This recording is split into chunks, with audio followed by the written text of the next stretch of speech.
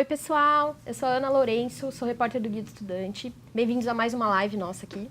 Hoje a gente tem um assunto especial, que é bem bacana, que vai começar hoje aqui no Guia, que talvez vocês estejam acompanhando, que é o nosso curso Enem, que é feito em parceria com o Poliedro, tá? E para falar sobre ele hoje, a gente trouxe o professor Rodolfo Neves. Oi, professor. Tudo bom, Ana Paula? Tudo bom? Tudo ele ótimo. dá aula de História no curso, e ele vai falar um pouquinho pra gente sobre isso hoje aqui. Vocês mandem suas perguntas se tiverem alguma dúvida sobre o curso Enem, sobre a disciplina de História, tudo, tá? Que a gente vai responder. Bom, eu vou explicar mais ou menos um pouquinho o que é o curso aqui, para vocês entenderem. Deixa eu até pegar minha colinha aqui. Bom, o curso Enem, se vocês acompanharam o guia no ano passado, vocês já devem ter visto que a gente é o nosso segundo ano, esse ano, na verdade. A gente começou com esse projeto no ano passado. E ele consiste basicamente um cursinho online mesmo, assim, tem muitas videoaulas, muitos exercícios, tem todo o conteúdo dos guias impressos na plataforma. Bom, esse ano a gente deu uma reformulada, aumentou, ficou bem mais legal para quem vai estudar o ano inteiro. São 126 aulas, videoaulas, né, gravadas, todas com o cursinho Poliedro. E todos os guias, o conteúdo dos guias, então isso significa o quê? Se você entrar lá na plataforma, você vai encontrar todo o conteúdo do guia de matemática, do guia de português, do guia de história, aqueles que você compra na banca mesmo. Então, só que esse conteúdo é fechado para assinantes. A gente tem duas opções aí. O que acontece? Todo dia, por um certo tempo que a gente ainda não definiu, a gente vai liberar a primeira transmissão da aula vai ser aberta para o público, né, por 1 hora, das 4 às 17 horas. Então, todo mundo vai poder assistir essa primeira transmissão, nesse espaço de 1 hora. Saindo dali, a aula fica fechada para os assinantes. E também o conteúdo os exercícios que a gente tem, o conteúdo dos guias impressos também vão ser fechados para assinantes. Mas todo dia você vai conseguir assistir, para você ver como é, tal, se ficar interessado em assinar. Você vai ter aberta essa primeira aula todos os dias, essa primeira transmissão da aula. E hoje vai ser a aula do professor Rodolfo, vai ser a aula de civilização romana hoje, a gente vai liberar a partir das 4 horas, tá? Então isso fica mais, né, acho que mais ou menos daqui a 1 hora e pouquinho, daqui quase 2 horas a gente vai liberar essa primeira aula, então fiquem atentos, tá? O curso vai até o dia 20 de outubro, um pouco antes aí do Enem, e é isso, gente. Acho que é isso. Acho que eu passei todas as informações. Perfeito, é que é muita coisa. Às vezes a gente esquece alguma coisa, né? Uhum. Mas então, vamos conversar agora. Vamos lá. Para o pessoal que vai estudar pelo curso Enem, que dicas você dá para esse pessoal que vai se preparar em casa mesmo? Pessoal, boa tarde. Primeira dica importantíssima, você vai estudar através de vídeos. Lembre que esse vídeo é uma aula, com uma grande vantagem. Você pode dar pausa, você pode voltar. Então você consegue assistir o vídeo e montar a sua linha de explicação, a sua sequência de causas, consequências e assim por diante. Você vai montar um roteirinho de estudos também a partir do vídeo. Essa é a grande diferença. Às vezes, numa sala de aula, você não tem como pedir para que aquela explicação volte a ser feita. No vídeo, você tem essa vantagem. Então você tem que maximizar essa vantagem para o vídeo. Não entendeu? Volta, anote suas dúvidas. Esse é o primeiro ponto. Um segundo ponto, terminou de ver a videoaula, deu uma revisadinha no conteúdo e imediatamente faça os exercícios. Sem exercícios você não consegue fixar essa matéria. Então você tem que trabalhar em conjunto, tanto a videoaula, a sua forma de anotar, que é muito importante, e a resolução de exercícios de provas do Enem, para que você possa se ambientar com o tipo de abordagem que o Enem faz sobre as diferentes disciplinas. Certo. Já tem perguntas aqui, ó. o João Pedro... Ah, não, olha só. O Hugo César falou que você é o melhor professor de história que há na internet. Poxa, Hugo César, muito obrigado, valeu. Muito obrigado mesmo. Que elogio, hein? Que elogio, muito nossa. Bom, o João Pedro Nunes perguntou: olá, professor, o senhor acha que a instabilidade política e econômica, como outros assuntos atuais, podem influenciar o tema da redação? Pode. A gente sempre tem o tema da redação em aberto. A grande questão é saber se há como tirar uma abordagem clara sobre esse tema. Então, quando você fala em estabilidade política, é um tema muito amplo. Há vários recortes que podem ser feitos dentro deste tema. Aí fica difícil saber qual seria o recorte específico. Mas vale lembrar que o Enem, geralmente, trabalha temas ligados à cidadania, direitos humanos, inclusão social. Então, eu ficaria mais atento a esse tipo de tema, a esse recorte, nos diferentes diferentes conteúdos, até de atualidades e de história também. Então, não tanto a questão da crise econômica, o que causou essa crise, se há uma crise da instabilidade política, mas temas como democracia, cidadania, direitos, isso sim. Então, o recorte do Enem, ele sempre vai nessa direção. Certo. Bom, agora é uma coisa que a gente sempre repara nos estudantes, e eu, inclusive, quando eu estava estudando, eu notava que os meus colegas tinham essa dificuldade, de estudar a história, organizar a história linearmente também, entender quais acontecimentos estão rolando ao mesmo tempo no mundo, né? Porque é um tema muito teórico, às vezes fica um pouco abstrato para o pessoal. Que dicas você dá para essa organização do conteúdo mesmo? Cada um tem um jeito de estudar, é óbvio, mas existem algumas formas de maximizar o estudo das ciências humanas, da história especificamente.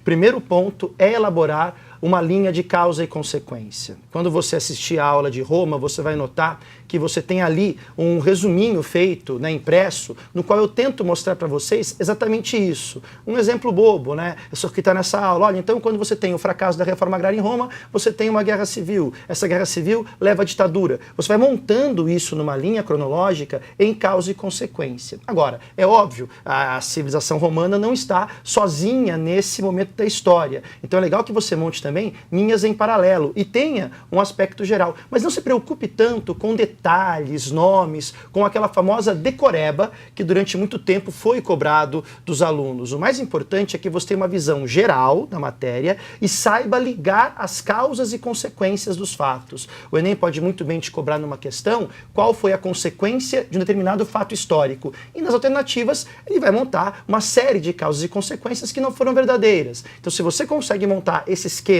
cronológico de causa e consequência em comparação com outras partes da matéria, ajuda muito. Principalmente história do Brasil e história geral. A partir do momento que você começa a ter a história do Brasil, começa a acompanhar em paralelo o que está acontecendo na história geral. Porque esses fatos dialogam entre si, eles conversam entre si. E o Enem gosta de avaliar no aluno essa capacidade de dialogar entre diferentes conteúdos.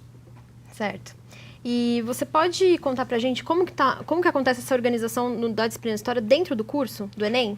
Correto. Primeiro, a gente está preocupado em abordar os temas de maior incidência. Então, nós fizemos uma pesquisa e demos uma olhadinha em quais temas tendem a cair mais nas provas do Enem. E depois montamos uma sequência mais ou menos cronológica desses temas. É claro, os temas podem ser estudados em separado. Cada videoaula é um tema fechado. Eventualmente, na hora de explicar, eu vou precisar de algum dado que eu falei em outra aula. E eu cito no vídeo. Olha, como você já viu, no vídeo, por exemplo, de Revolução Industrial, eu estou falando agora do século XIX, do imperialismo e neocolonialismo. Mas a ideia é montar uma visão mais cronológica, de evolução de causa-consequência, dos conteúdos, e sempre dando ênfase nos conteúdos de maior incidência no Enem. E essa é a grande sacada de uma revisão, né? Na revisão você não vai ver todos os conteúdos, mas você foca nos conteúdos que mais caem, que têm mais importância, e com isso você maximiza o seu tempo de estudo. Certo. O pessoal está perguntando aqui, eu vou até comentar, porque se você chegou agora, a gente está falando do curso Enem Guia do Estudante, que está aberto hoje, na verdade, para assinatura. A primeira aula, videoaula, vai estrear às 4 horas. E tem um pessoal perguntando como contratar. A gente deixou o link aqui nos comentários, dá uma olhadinha, mas se você entrar no site do guia, vai estar lá. A primeira manchete para assinar o curso, tá? Então, fiquem ligados nisso. Mas o link está aqui nos comentários de qualquer forma. Bom, eu acho importante a gente tocar na questão da interdisciplinaridade também, porque você falou que várias coisas dialogam, mas e como a história dialoga com outras disciplinas que não seja necessariamente geografia, por exemplo? Perfeito. Bom, dá para fazer várias abordagens. Quando a gente trabalha história, a gente trabalha conteúdos que vão abordar a pré-história. Quando falamos de pré-história, a gente está dialogando com a biologia, falando de processo evolucionário. Então você tem aí uma possibilidade. A gente está falando também de questões antropogênicas, né? Ou seja, de que a atividade humana causa alterações no meio. Dá para tratar com ecologia, dá para tratar também com matemática. Você pode usar a estatística como uma ferramenta para entender um determinado período histórico. Dá para trabalhar com língua portuguesa. Você pode ter textos, poemas, excertos de textos históricos que trazem à tona o contexto, o problema que aquela questão quer abordar. E isso é importante no Enem. Você não pode estudar as matérias de forma fechada. Então, a história, ela abre um leque muito grande. Vai dialogar, é óbvio, com filosofia, sociologia, geografia? Claro que sim. Mas língua portuguesa, matemática, não fica de fora. Então, quando você abordar um texto, quando você for atacar um texto, uma questão, procura lembrar qual o contexto histórico, o que estava acontecendo, qual é o sentido desse texto para aquele momento. Imagine, de repente, uma questão que traz uma letra de um hino da França, a Marselhesa. Por que esse hino traz essa composição? Ele é uma forma mais formal ou é uma forma mais popular? Por que é popular? E aí você vai ligar com a questão da Revolução Francesa, Terceiro Estado, a quebra de privilégios, tá vendo? Tem formas de montar. Então, sempre que você abordar a matéria, tenta pensar quais outras disciplinas eu posso colocar aqui. Isso vai ajudar na hora de montar uma abordagem sobre os temas. Boa. Isso estava aqui no meu roteirinho, mas o pessoal também está perguntando. A Marina Castro, e acho que é a dúvida de todo mundo, né? Tá. E o que cai no Enem de História? O que cai no Enem de História? Basicamente, gente, os mesmos temas de sempre. Nós temos temas que são chaves, porque são temas que, a partir deles, outros temas se desenvolvem. Grécia, pode cair. Democracia ateniense é fundamental. Entender quais são os princípios da democracia ateniense e qual a diferença dessa democracia para a contemporânea. Tá aí, uma questão excelente de Enem. Roma, república, entender o conceito de república. Nós somos hoje uma república democrática, então o Enem pode cobrar do aluno, do candidato, se ele tem uma referência histórica desse conceito. Cai muito feudalismo, sim, saber relação de servidão, serviniva-salagem, a fragmentação política, a estrutura econômica do feudalismo, falar da Idade Moderna, das monarquias absolutistas, do crescimento da burguesia como uma classe econômica, do crescimento do capitalismo, imperialismo, neocolonialismo, e vamos chegar daqui a pouco no século XX, com as grandes guerras, com a questão do nazismo, dos regimes totalitários, Guerra Fria. Então percebam, esses temas que eu elenquei em História Geral, eles estão presentes em todos os vestibulares. Não existem temas que não caem no Enem e que não caem, por exemplo, na FUVEST. Os temas são os mesmos. O que muda é a abordagem que o Enem dá. Então, como perguntaria a FUVEST sobre democracia e como o Enem pergunta? De novo, o Enem vai focar mais na questão de direitos humanos, cidadania, com viés filosófico, sociológico. Então, se preocupe mais na abordagem dos temas. Os temas são basicamente sempre os mesmos. Você pode pegar as provas dos anos anteriores e comparar. Você vai ver que tem uma sequência que se repete aí. Boa. Isso responde, isso que você acabou de falar, responde a dúvida da Ana Glória Bucar, acho que é Bucar o seu nome, né? Não sei. Ela perguntou se compensa assinar o curso para quem tem foco na FUVEST, mas a temática é um pouco diferente. Assim, o modo como ele aborda é diferente, mas o conteúdo é o mesmo. O conteúdo é o mesmo, então você não vai ter um conteúdo diferente. Agora, é claro que a gente pode ser surpreendido, os vestibulares estão em constante mudança. Se você pega uma prova da FUVEST de 2005 de História e pega uma agora de 2017, ela é diferente na abordagem. A FUVEST tende a ter uma abordagem cada vez mais crítica também e parecida, em última instância, com a abordagem do Enem. Então, claro que serve, ajuda sim. O conteúdo é o mesmo e é bom você ter uma outra abordagem. Caso ocorra uma mudança na FUVEST, você já está preparado para essa mudança. Caso apareça um tema de redação que você possa utilizar essa abordagem que a gente dá no curso Enem, você pode utilizar. Então, na verdade, esse curso te dá um instrumental que você pode utilizar para qualquer prova. Então você não vai ser surpreendido por essa abordagem caso ela apareça. Certo. Bom, vamos falar de redação agora. Sei que não é a sua disciplina, mas é uma coisa que a gente vê bastante os estudantes, eles gostam, os estudantes que vão muito bem na redação, eles gostam de colocar bastante história e focar bastante em história e sociologia, esse tipo de disciplina, para fazer uma abordagem nesse sentido, fazer uma contextualização e tal.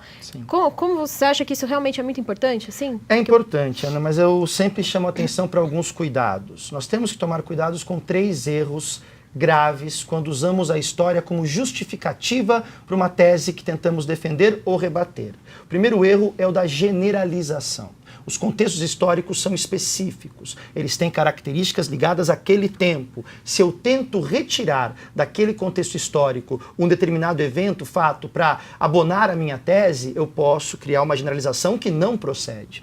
Eu posso cair no erro, que é o segundo erro, do anacronismo. Determinados conceitos históricos só podem ser utilizados em determinados tempos históricos. Então eu não posso comparar, não posso falar que um governante do século XX é um rei absolutista. literalista. Ah, mas eu quis usar isso de forma metafórica. Mas se não ficar claro, você cometeu um erro de anacronismo. E um outro ponto importante é cuidado com os conceitos. É muito legal no seu texto aparecer conceitos de sociologia, de filosofia, mas se você não domina o conceito, você pode cometer o erro de usar um entendimento seu do conceito que não é um entendimento próprio desse conceito. Então você tem que armar, você tem que ir para a prova armado de um arcabouço conceitual bem definido e com segurança. Nessas horas, a minha dica é não se arrisque tanto. Vá para o porto seguro, vá para aquilo que te dá segurança no texto, porque você não tem muito tempo mesmo. Então cuidado com as generalizações, cuidado com os anacronismos e com os erros conceituais. Isso custa muito caro na hora da elaboração de um texto. Porque pode sair pela culatra completamente, exatamente, né? Pode gerar, na verdade, um ponto, uma pontuação ruim, né? Exatamente. O que poderia ser muito bom. Porque é um erro mesmo, não é uma questão de opinião. Você cometeu um erro conceitual, um erro estrutural, e aí não tem como você justificar isso. Certo. Bom, peraí que eu me perdi aqui. Ainda na questão da redação, assim, o quão importante é que aí entra uma questão um pouco mais de atualidades, assim. Quão importante estar ligado em atualidades justamente para essa hora da prova? É fundamental, né?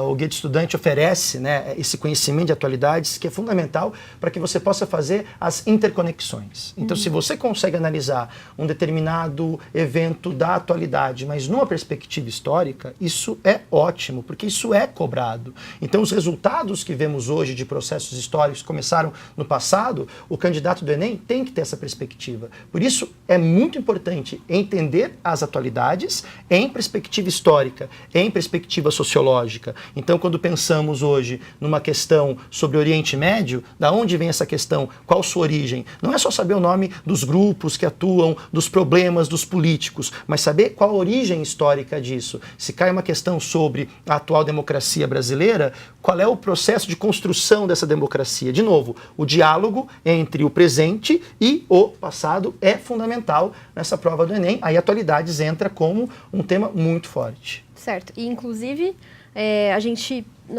Isso foca, tem também lá no Guia do Estudante, para a área de assinante, tem o conteúdo completo dos 2 guias de atualidades que lançaram. A gente lançou um agora, né? Foi sexta-feira, saiu, acho que foi sexta-feira.